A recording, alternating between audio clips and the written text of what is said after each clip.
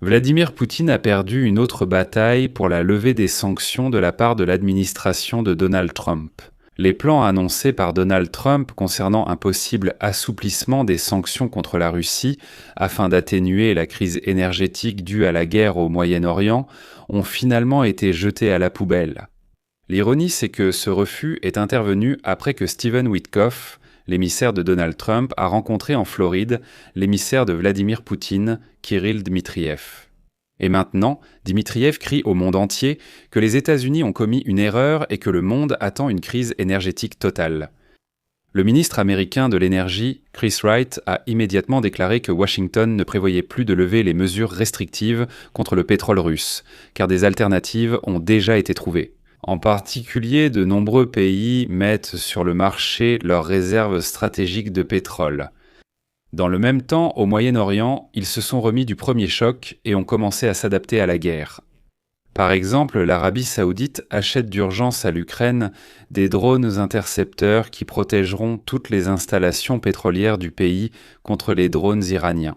Mais la principale nouvelle de cette édition, c'est que après la déclaration selon laquelle, soi-disant, la Maison-Blanche lève les sanctions pétrolières de contre la Russie, un message est apparu, un message public et officiel, indiquant que ces sanctions ne seront finalement pas levées. Je m'appelle Alexei Petchi, discutons ensemble de ce sujet.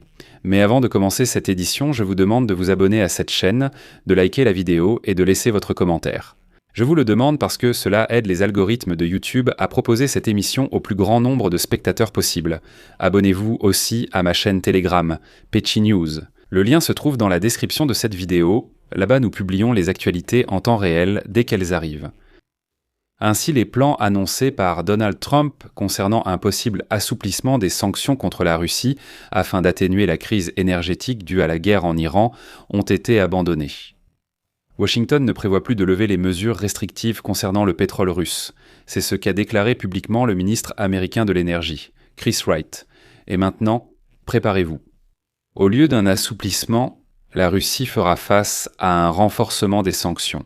Et voici la citation de Chris Wright. La Russie n'obtiendra pas d'assouplissement des sanctions. À l'avenir, en plus des restrictions sur le pétrole, les États-Unis prévoient d'imposer des sanctions sur l'uranium et de renoncer aux livraisons de combustible russe pour les centrales nucléaires. Et le plus amusant, c'est que les déclarations de Wright ont été faites le lendemain de la visite de Kirill Dmitriev aux États-Unis. C'est le chef du fonds russe d'investissement direct, devenu le principal négociateur de Vladimir Poutine avec l'administration de Donald Trump. Dmitriev a visité la Floride, où se trouve la résidence de Trump, Mar-a-Lago, et a mené des négociations avec ses responsables. La tenue des rencontres avec Dmitriev a été confirmée par son envoyé spécial. L'envoyé spécial de Donald Trump, Stephen Witkoff. Et voici ce qu'il a écrit sur le réseau social X. Aujourd'hui, en Floride, une délégation russe dirigée par l'envoyé spécial Kirill Dmitriev a rencontré une délégation américaine composée de l'envoyé spécial Stephen Witkoff, Jared Kushner et du conseiller principal de la Maison-Blanche Josh Greenbaum. Les équipes ont discuté de divers sujets et sont convenues de rester en contact à l'avenir. Et c'est tout. Mais le ton même du message de Witkoff indique que quelque chose n'a pas fonctionné. Faites attention à ce caractère totalement officiel. Stephen Witkoff précise dans son message que lui-même, Jared Kushner et Dmitriev ont discuté avant de repartir séparément. Le porte-parole du Kremlin a rapidement déclaré que la coopération sur les marchés de l'énergie figurait aussi parmi les sujets abordés. Il a toutefois précisé qu'il était encore trop tôt pour parler d'une coopération efficace. Et ensuite, cela devient tout simplement une blague.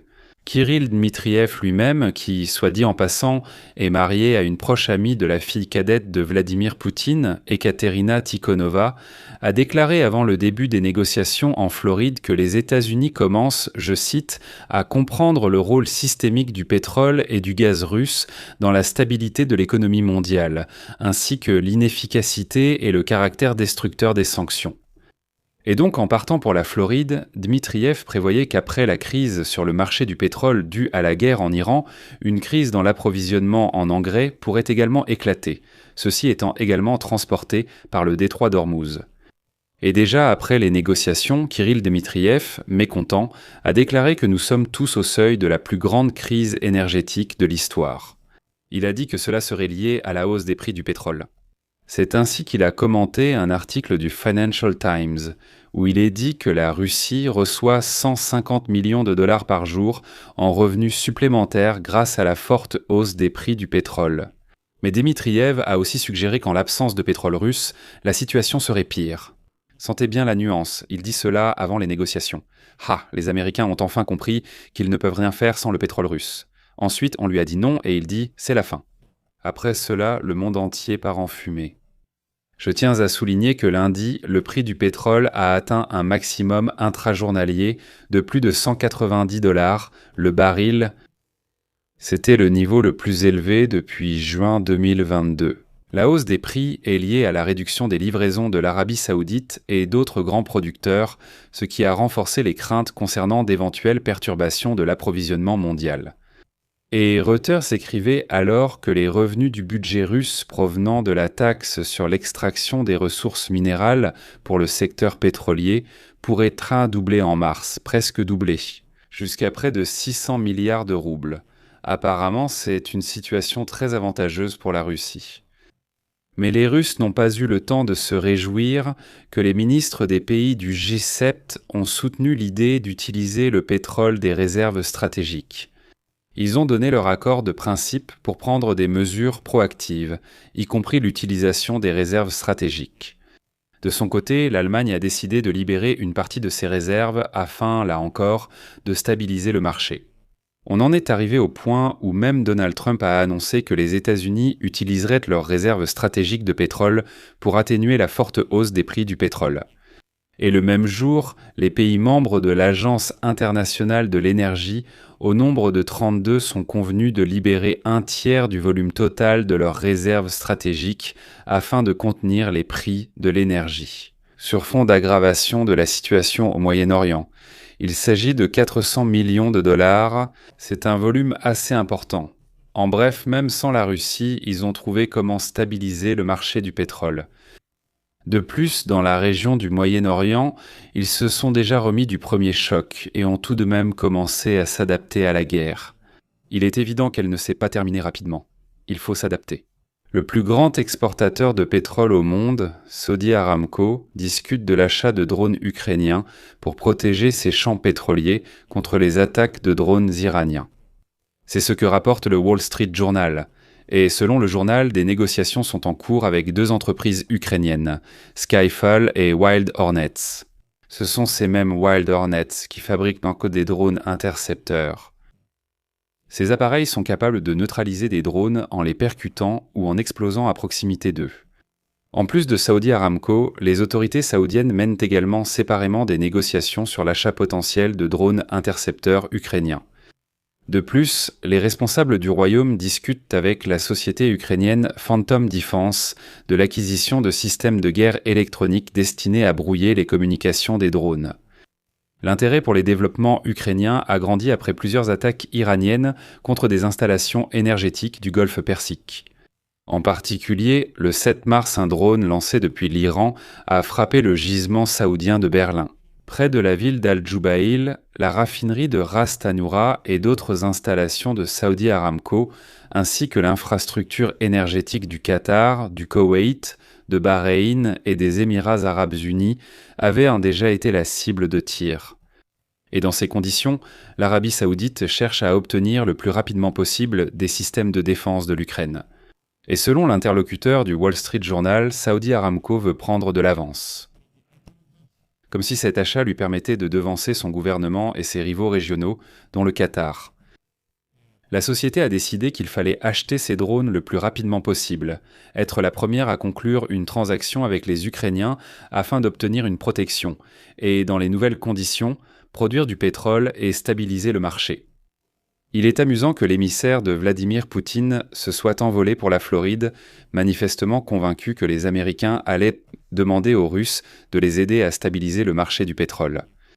Et à en juger par la rhétorique de Dmitriev, il célébrait déjà la victoire et était convaincu que les sanctions seraient complètement levées. Eh bien, écoutez, c'est la situation sur le marché. Mais il s'est avéré que ce n'était pas le cas. Les Russes n'ont été autorisés qu'à vendre une partie du pétrole qui était déjà en mer. Et quand tout le monde s'est remis du premier choc et a trouvé une solution, eh bien, il s'est avéré que la Russie n'était pas si indispensable que ça, après tout. Juste une station-service de plus. Et pour finir, j'ajouterai que précédemment, ce même Kirill Dmitriev avait parlé de projet de conclure des accords avec les États-Unis d'Amérique pour un montant total de 14 000 milliards de dollars. C'est une somme qui dépasse presque 7 fois le PIB de la Russie. Cependant, les négociations sur l'Ukraine, auxquelles Donald Trump liait la reprise des relations avec les Russes, sont dans l'impasse. Et Kirill Dmitriev continue de courir partout, vantant ses soi-disant initiatives super avantageuses. Je vais m'arrêter ici, à vous de donner votre avis et vos conclusions. Écrivez dans les commentaires sous cette vidéo, abonnez-vous à la chaîne, cliquez sur la cloche et n'oubliez pas de mettre un like. Si cet épisode vous a paru intéressant et utile, vous pouvez soutenir financièrement le travail de notre chaîne YouTube grâce à votre don ou par exemple à un abonnement payant. Pour savoir comment faire, tous les liens et informations nécessaires se trouvent dans la description de cette vidéo, ou bien scanner le code QR. C'est aussi une méthode très pratique. Soutenez notre chaîne, je vous serai reconnaissant pour tout soutien de votre part. C'est tout pour aujourd'hui, prenez soin de vous, au revoir.